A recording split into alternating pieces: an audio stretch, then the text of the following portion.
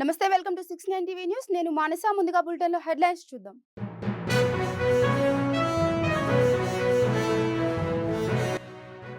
కాంగ్రెస్ ప్రభుత్వంలో ప్రజలే రాజులు, వారికి జవాబుదారీగా ఉంటాం. అధికారులు ప్రజా ప్రతినిధుల ఆలోచన మార్చామన్న సీఎం రేవంత్ రెడ్డి.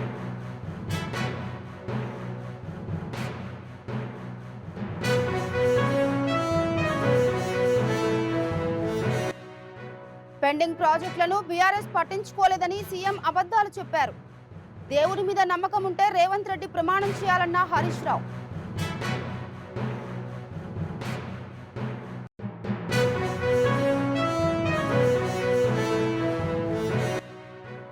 పద్మభూషణ్ గ్రహీత బాలకృష్ణను అభినందించిన కేంద్ర మంత్రి కిషన్ రెడ్డి. తన తండ్రి ఎన్టీఆర్ కు భారతరత్న ఇవ్వాలని కోరిన నందమూరి నటరత్నం.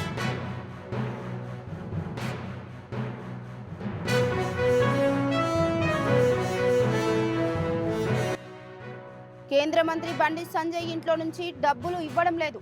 ఇందిరమ్మపై అవహేళనగా మాట్లాడితే ఊరుకునేది లేదన్న మంత్రి పొన్నం.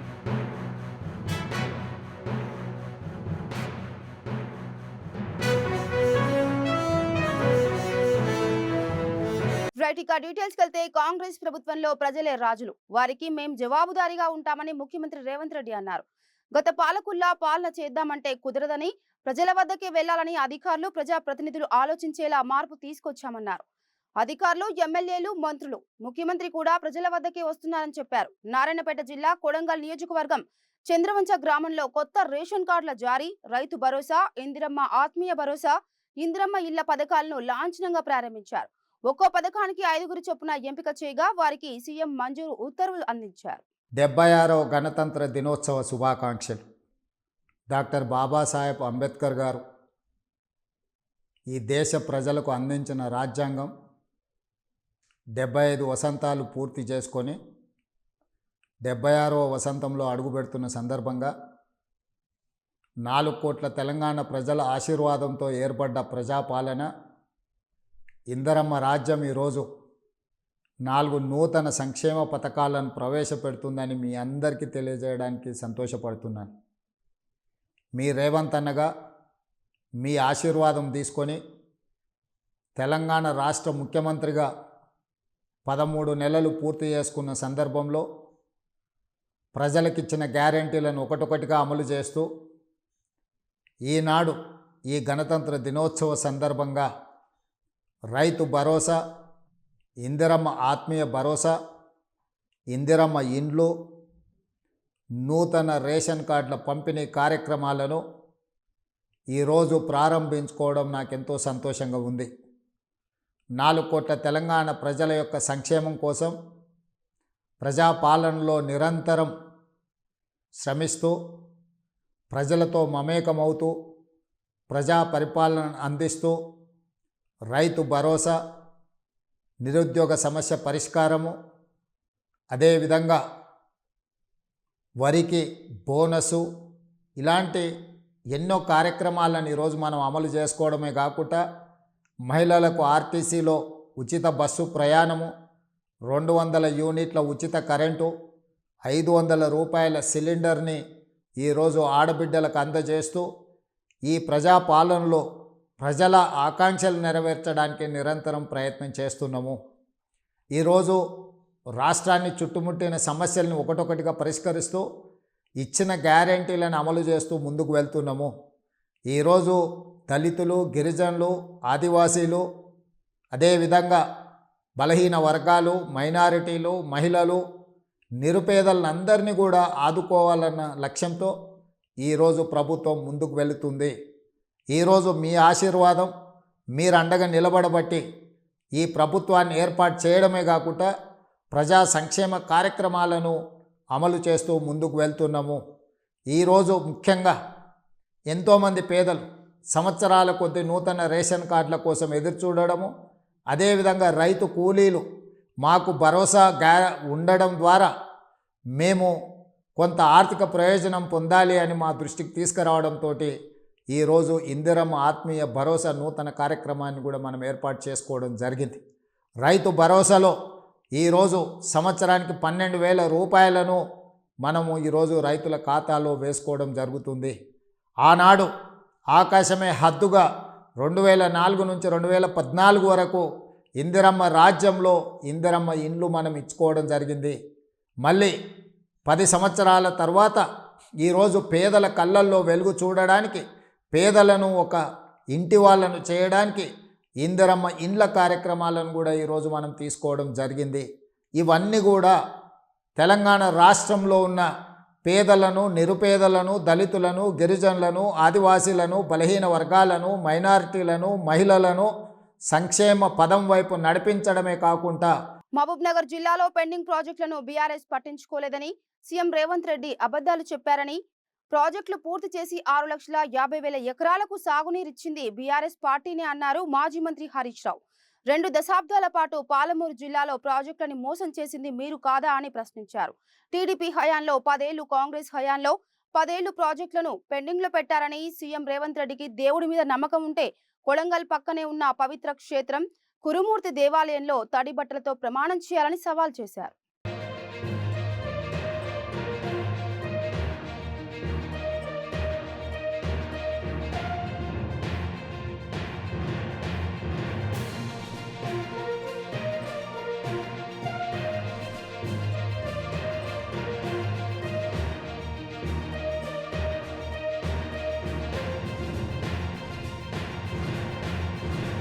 పార్టీని చెప్పి నేను కోరుతా ఉన్నా. ఇకపోతే ఇక ముఖ్యమంత్రి గారు ఆయన మాట్లాడుతూ పోతారు. ఇక మహబూబ్ నగర్ పోయి మహబూబ్ నగర్ జిల్లా పెండింగ్ ప్రాజెక్టులను బీఆర్ఎస్ పార్టీ పట్టించుకోలేదు. ముఖ్యమంత్రి గారు మీ దేవుడు కురుమూర్తి దేవుడు చాలా పవర్ఫుల్. పాలమూరు జిల్లాలో కురుమూర్తి దేవుడు అంటే అందరికీ నమ్మకం. మీ కొడంగల్ పక్కనే ఉంటుంది. పోదా మా కురుమూర్తి దేవుడి దగ్గరికి నువ్వురా తడిబట్టలతో, నేను కూడా తడిబట్టలతో వస్తా. తడిబట్టలతో ఇద్దరు కురుమూర్తి గురికి ఎవరు నిర్లక్ష్యం చేసి 2 దశాబ్దాల పాటు నువ్వు ఉన్న తెలుగుదేశం పార్టీ, నువ్వు ఇప్పుడున్న కాంగ్రెస్ పార్టీ కదా పాలమూరు ప్రాజెక్టులకు మోసం చేసింది. 20 ఏళ్ళు, 10 ఏళ్ళు తెలుగుదేశం, 10 ఏళ్ళు కాంగ్రెస్ పార్టీ, 20 ఏళ్ళు కల్లకుర్తి, నెట్టపాడు, భీమా, కోయిల్ సాగర్ ప్రాజెక్టులను పెండింగ్ లో పెట్టి 20 ఏళ్లలో 25,000 ఎకరాలకు ఇచ్చింది. ఇక పద్మభూషణ్ అవార్డుకు ఎంపికైన ప్రముఖ నటుడు నందమూరి బాలకృష్ణ నివాసానికి వెళ్లిన కేంద్ర మంత్రి కిషన్ రెడ్డి ఆయనకు శుభాకాంక్షలు తెలిపారు. తన తండ్రి ఎన్టీఆర్ కు భారతరత్న ఇచ్చేలా కేంద్ర ప్రభుత్వం ఆలోచన చేయాలని ఈ సందర్భంగా కిషన్ రెడ్డిని ఆయన కోరారు. తనతో పాటు పద్మ అవార్డులు పొందనున్న వారందరికీ బాలకృష్ణ శుభాకాంక్షలు తెలిపారు.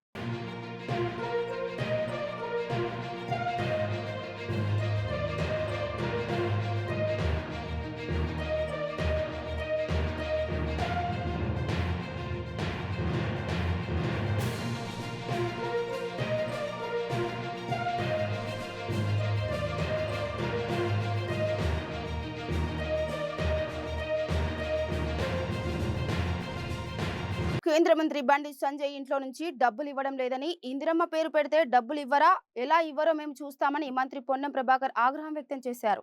ఇందిరమ్మపై అవహేళనగా మాట్లాడితే ఊరుకునేది లేదని హెచ్చరించారు. ఆనాడు ఇందిరమ్మను మాజీ ప్రధాని వాజ్పేయి కాళీమాతతో పోల్చారని గుర్తు చేశారు. 10 నెలల కాలంలో జీఎస్టీ రూపంలో 37,000 కోట్ల రూపాయలు కేంద్రం వసూలు చేసిందని, మరి కేంద్రం తెలంగాణకి ఇచ్చింది ఎంత లెక్క చెప్పాలన్నారు. దీన్ దయాల్ అంత్యోదయ, దీన్ దయాల్ గృహజ్యోతి లాంటి పేర్లు పథకాలకు ఎందుకు పెట్టారు? వీళ్ళేమైనా దేశం కోసం ప్రాణత్యాగం చేశారా అని మంత్రి పొన్నం ప్రభాకర్ ప్రశ్నించారు. ఈ వేడుకలు జరుపుకునే సందర్భంగా ఫెడరల్ సిస్టంలో కొన్ని రాష్ట్రానికి సంబంధించిన కార్యక్రమాలు, కొన్ని కేంద్రానికి సంబంధించిన కార్యక్రమాలు, కొన్ని ఇద్దరు కలిసి జరిపే కార్యక్రమాలు ఉమ్మడి జాబితాలో ఉండే విధంగా మనం రాజ్యాంగాన్ని ఏర్పరచుకున్నాం. అది తెలియకుండా, అవగాహన లేకుండా ఇందిరమ్మ పేరుంటే ఇళ్లకు డబ్బులు ఇవ్వమంటా ఉన్నారు. కొంతమంది ఏదో సొంత జేబుల్లోకే ఇచ్చినట్టుగా. అన్ని దగ్గర పెట్టుకొని మాట్లాడండి.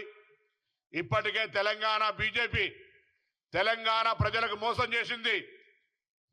తెలంగాణ ప్రజలకు సంబంధించి తెలంగాణ రాష్ట్ర ఏర్పాటుతో 10 సంవత్సరాల అధికారం ఉన్న కేంద్రంలో మీరు విభజన హామీలు అమలు చేయకపోగా తెలంగాణ ఏర్పాటును ప్రధానమంత్రి స్వయంగా పార్లమెంట్లో విమర్శ చేసి అవమానపరిస్తే మాట్లాడని మీరు బడ్జెట్లో నిధులు కేటాయించకపోతే గత 10 సంవత్సరాలేమో ఉన్న రాష్ట్ర ప్రభుత్వం మమ్మల్ని అడుగుతలేదు, సత్సంబంధాలు లేవు. ప్రభుత్వంలో కేంద్రము రాష్ట్రము ఉమ్మడి జాబితాల చట్టము రాష్ట్రాలు పరస్పరం గౌరవించుకోవాలి, కేంద్రము రాష్ట్రం అన్నారు. కానీ ఇవాళ తెలంగాణ ప్రభుత్వం ప్రజల పాలన ప్రభుత్వం. ప్రధానమంత్రి గారితో సహా అనేక మంత్రుల్ని ఈ రాష్ట్ర ప్రయోజనాల కొరకు కలుస్తూనే ఇక్కడి నుంచి ప్రాతినిధ్యం వహిస్తున్న వాళ్ళందరినీ కూడా తెలంగాణ ప్రయోజనాల కొరకు సహకరించమని గొంతెత్తి అడిగితే కూడా బడ్జెట్లో నిధులు కేటాయించలేదు. బడ్జెట్ తర్వాత జరిగినటువంటి వరద బాధితులకు సంబంధించిన నిధులు కేటాయించలేదు. ఇవాళ మళ్ళీ రాష్ట్రానికి సంబంధించి ఇందిరమ్మ పేరు మీద జరిగే ఇళ్ల ప్రక్రియకు అవహేళనగా మాట్లాడుతున్నారు. ఎవరి ఇందిరమ్మ? ఈ దేశం కోసం ప్రాణాలు అర్పించి, ఈ దేశ ఐక్యత కోసం ముక్కలు ముక్కలైన శరీరాన్ని చేసుకొని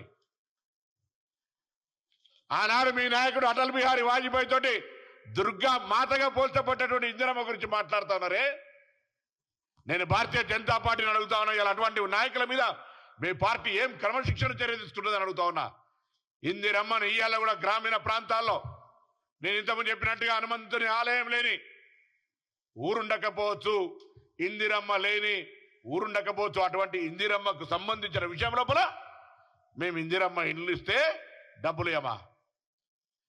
ఇవాళ తెలంగాణ రాష్ట్రం నుంచి జిఎస్టి పేరు మీద సంవత్సరానికి 1000 కోట్ల రూపాయలు కడతా ఉన్నామే. ఒకసారి ఉదాహరణ, ఇక వికారాబాద్ మున్సిపల్ అభివృద్ధికి సహకరించిన తెలంగాణ శాసన సభాపతి గడ్డం ప్రసాద్ కుమార్ కు మున్సిపల్ చైర్పర్సన్ చిగుళ్లపల్లి మంజుల రమేష్ ప్రత్యేక ధన్యవాదాలు తెలిపారు. గత బీఆర్ఎస్ 4 ఏళ్ల సమయంలో కొందరి స్వార్థంతో వికారాబాద్ మున్సిపల్ చైర్పర్సన్ గా తీవ్ర ఇబ్బందులు ఎదుర్కోవడం జరిగిందన్నారు. నాడు రాజకీయాలు తప్ప అభివృద్ధికి సహకరించలేదన్నారు. ఏడాది కాంగ్రెస్ ప్రభుత్వం పాలనలో తెలంగాణ స్పీకర్ సహకారంతో వికారాబాద్ మున్సిపల్ అభివృద్ధికి 80 కోట్లు మంజూరు చేశారని ఆమె తెలిపారు. సక్సెస్ఫుల్ గా పూర్తి చేసుకున్నాం.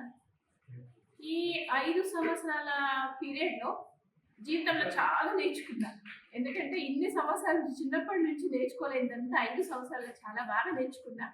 అయితే చెప్పాలంటే ఫస్ట్ రాజకీయానికి సంబంధం లేని ఫ్యామిలీలో పుట్టి అంటే మంచి విలువలు ఉన్న ఫ్యామిలీకి ఒక కోడలుగా వచ్చి తర్వాత ఒక మంచి భర్త దొరికినాక ఆయన అడుగు చాడలేక అంటే అసలు రాజకీయాలంటే నాకు అసలు ఫస్ట్ తెలియదు. తర్వాత చిగులపల్లి రమేష్ గారు మా వారు, ఆయన రాజకీయంలో చాలా సంవత్సరాల నుంచి ఉన్నారు కాబట్టి ఆయన చేసే పనులు కానీ ఆయన చేసే సేవా కార్యక్రమాలు కానీ చూస్తుంటే కానీ నాకు అవకాశం వస్తుంది, నేను డైరెక్ట్ పాలిటిక్స్లోకి వస్తా అని ఎప్పుడు కూడా అనుకోలేదు. భగవంతుడి దయతోని అన్ఎక్స్పెక్టెడ్గా రావడం జరిగింది. వచ్చిన తర్వాత కూడా చాలా బాగా అంటే ముఖ్యంగా వికారాబాద్ ప్రజల గురించి చెప్పుకోవాలి. ఇక్కడ అన్ని వర్గాలు అంటే కులాలు మతాలకు అతీతంగా అందరి ప్రజలు కూడా చాలా సపోర్ట్ చేసిండ్రు. ప్రతి స్టెప్లో అనొచ్చు, ప్రతి అడుగులో కూడా చాలా అన్నీ కూడా ఎదురైనాయి. ఫస్ట్ జనవరిలో అంటే ఫిబ్రవరి 5th నేను పదవి బాధ్యత స్వీకరించాను. ఈ దేశంలో ఏ మారుమూల గ్రామం వెళ్లినా ఇందిరమ్మ ఇల్లు కనిపిస్తుందని, ఏ ముసలి అవ్వ ముసలి తాతను అడిగినా ఇందిరమ్మ ఇళ్లలోనే ఉంటున్నామని చెప్తారని కాంగ్రెస్ నేత జగ్గారెడ్డి తెలిపారు. ఇందిరమ్మను చూసేందుకు మారుమూల గ్రామాల నుంచి ఎడ్ల బండ్లు కట్టుకొని వచ్చేవారని ఆయన గుర్తు చేశారు. తెలంగాణలో బీజేపీకి బలం లేదు, కానీ 8 ఎంపీ సీట్లు పొరపాటున వచ్చాయని ఎద్దేవా చేశారు. ఉనికి కోసమే బండి సంజయ్ రాజకీయ ప్రకటనలు చేస్తున్నారని, వాటిని తెలంగాణ ప్రజలు గమనిస్తున్నారని జగ్గారెడ్డి తెలిపారు. భోజనాలు ఏర్పాటు చేయాలి, వగేరా వగేరా వగేరా చేయాలి. ఈ రోజులలో అయితే ఎనీ పొలిటికల్ పార్టీ, ఏ పార్టీ అయినా కానీ, దేశంలో ఉన్న ఏ పార్టీ అయినా కానీ ఎవరు ఆనాడు ఇందిరాగాంధీ గారి కాలంలో ఎవరు కూడా బండి కట్టకుండా స్వతంత్రంగా ఇందిరాగాంధీ గారు హైదరాబాద్ వస్తున్నారంటే హైదరాబాద్ చుట్టుపక్కల గ్రామాలలో బండ్లు కట్టుకొని 3 రోజుల ముందు నిజాం కాలేజీకి ఇందిరాగాంధీ గారు వస్తున్నారంటే ఆ రోజులలో ఈ చుట్టుపక్కల గ్రామాలలో, ఆ రోజులు గ్రామాలే కదా, ఇప్పుడంటే అర్బనైజేషన్ అయిపోయింది, కానీ ఆ రోజులలో గ్రామాలే కాబట్టి చుట్టుపక్కల ఆ రోజులలో ఇన్ని వసతులు లేవు. ఎడ్ల బండ్లు కట్టుకొని 3 రోజులు సర్ది పెట్టుకొని వచ్చి నిజాం కాలేజీలో బస చేసేటోళ్ళు. 3 రోజుల కిందటే వచ్చేటోళ్ళు ఇందిరాగాంధీ గారు వస్తున్నారంటే. ఆ రోజు ఆమె సభకు వచ్చింది, ఒక నిజాం కాలేజ్ ఆ రోజులలో వచ్చింది అని అంటే 3 రోజుల ముందు ఎడ్ల బండ్లు కట్టుకొని వచ్చిన వ్యవస్థలో ఇందిరాగాంధీ గారు నాయకురాలు గారు. అందుకని ముందే చెప్పిన, ఆమె మన భారతదేశ నాయకురాలు కాదు, ప్రపంచ దేశ నాయకురాలుగా వర్ణించబడ్డ చెప్పినటువంటి ఇందిరాగాంధీ గారు. ప్రపంచ దేశాలే ఆమెను పొగిడిన సందర్భాలు.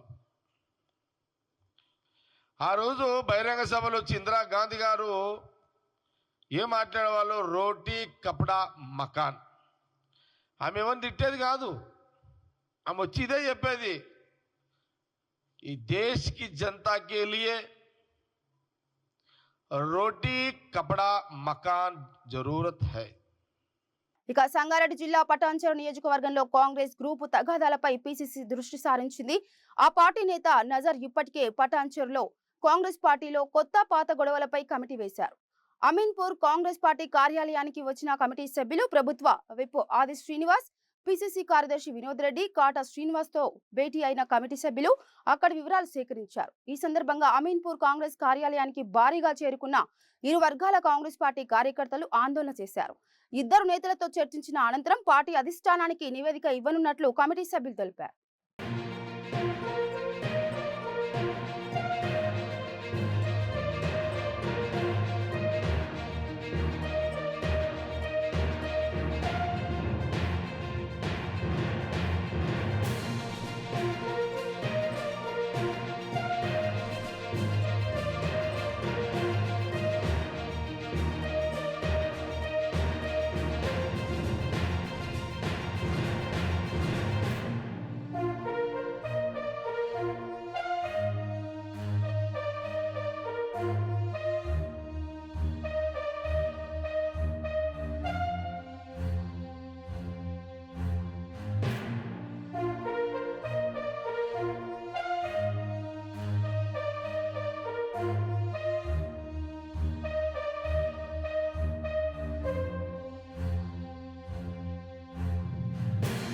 తెలంగాణ పునర్నిర్మాణానికి సహకరించకపోతే ద్రోహులుగా మిగిలిపోతారని కాంగ్రెస్ పార్టీ సీనియర్ నేత ఇందిరా శోభన్ హెచ్చరించారు. తెలంగాణకు వచ్చిన పెట్టుబడులపై బీజేపీ, బీఆర్ఎస్ నేతలు చేస్తున్న విమర్శలను ఆమె తిప్పికొట్టారు.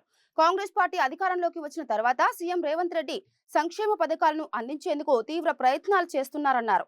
కేంద్రం నుంచి నిధులు రావడంలో జాప్యం చేస్తున్నా వెనకడుగు వేయడం లేదన్నారు. కానీ రేవంత్ రెడ్డి తన నైపుణ్యంతో దావోస్ వెళ్లి 2 లక్షల కోట్లకు పైగా పెట్టుబడులు తెలంగాణ రాష్ట్రానికి తీసుకువచ్చారన్నారని ఆమె తెలిపారు. అయితే ఇది జీర్ణించుకోలేని బీజేపీ, టీఆర్ఎస్ నేతలు కడుపుబ్బరంతో విమర్శలు చేయడం సిగ్గుచేటు అన్నారు ఇందిరా శోభన్.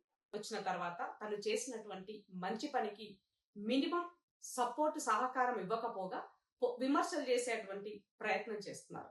ఈ సందర్భంగా భారతీయ జనతా పార్టీకి అలాగే బీఆర్ఎస్ పార్టీకి నేను ఒకటే చెప్పదలుచుకున్నాను. మీ రాష్ట్రంలో అధికారంలో ఉండి మీరు నిధులు ఇన్ టైంలోకి ఇవ్వకపోగా, రావాల్సినటువంటి ఇండస్ట్రీస్ ని తెలంగాణ రాష్ట్రంలోకి తేకపోగా, ఇవాళ కేసీఆర్ చేసినటువంటి అప్పులకు మీరు అన్నింటిలో వకాలత్తు పుంజుకొని మీరు ఆయన చేసిన అప్పులకి మీరు సాక్ష్యంగా నిలబడ్డారు. అదే బీఆర్ఎస్ పార్టీలో ఉన్నటువంటి కేసీఆర్ గారు 10 సంవత్సరాల అధికారంలో ఉండి ఆయన తెచ్చినటువంటి కేవలం పెట్టుబడి సాయాన వచ్చినటువంటి నిధులు కేవలం 25,000 కోట్ల రూపాయలు మాత్రమే.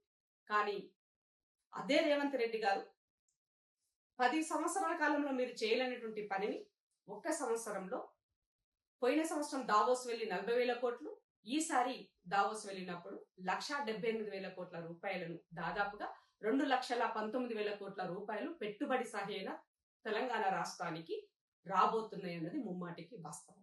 దీనిని అక్కసుతో జీర్ణించుకోలేక, డైజెస్ట్ చేసుకోలేక ఈ 2 పార్టీలు కూడా విమర్శలు చేస్తున్నారు.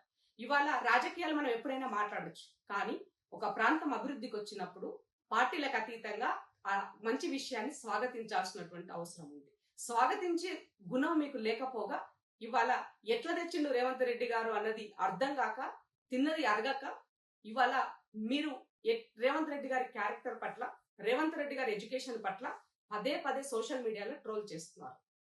మీరు డిగ్రీలు చదివి ఇవాళ ఐటీ రంగంలో నిపుణులను చెప్పుకొని సూటు బూటేసుకొని మీరు చేసింది ఏంటి?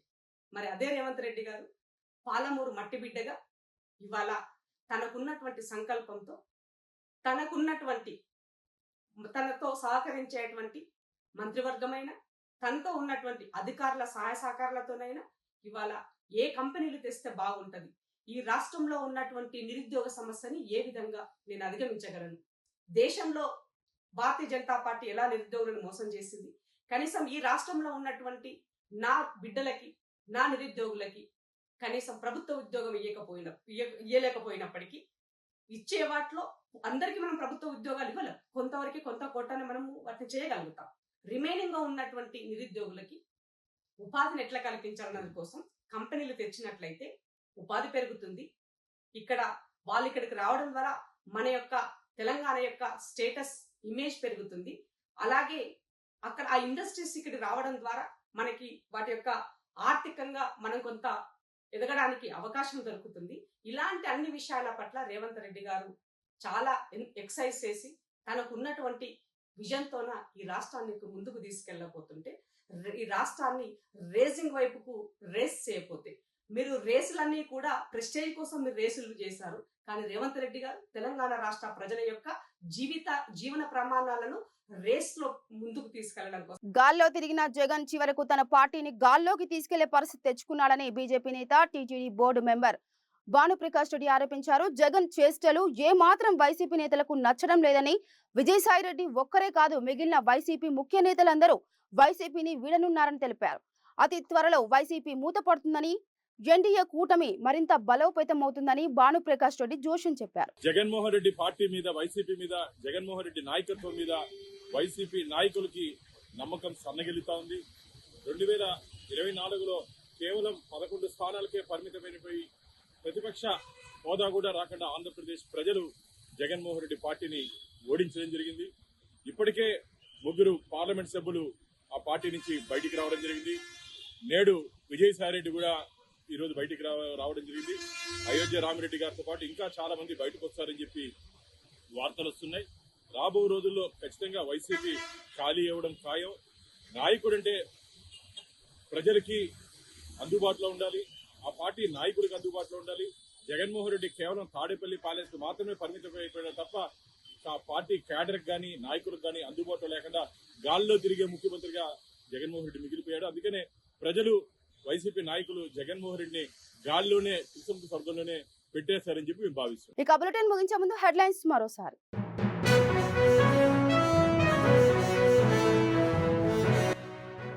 కాంగ్రెస్ ప్రభుత్వంలో ప్రజలే రాజులు, వారికి జవాబుదారీగా ఉంటాం. అధికారులు ప్రజాప్రతినిధుల ఆలోచన మార్చామన్న సీఎం రేవంత్ రెడ్డి.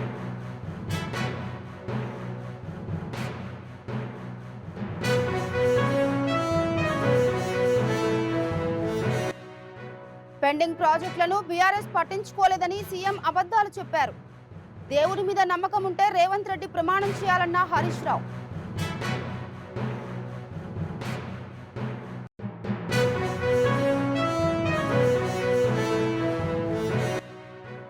పద్మభూషణ్ గ్రహీత బాలకృష్ణను అభినందించిన కేంద్ర మంత్రి కిషన్ రెడ్డి. తన తండ్రి ఎన్టీఆర్ కు భారతరత్న ఇవ్వాలని కోరిన నందమూరి నటరత్నం.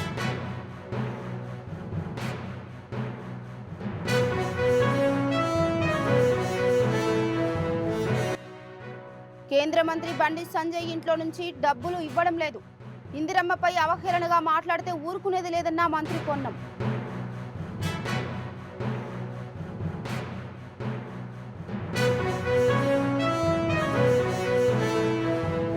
ఇవి బులెటిన్ అప్డేట్స్. మరో బులెటిన్ తో మళ్ళీ కలుద్దాం. అంతవరకు చూస్తూనే ఉండండి 69 టీవీ న్యూస్. నమస్తే.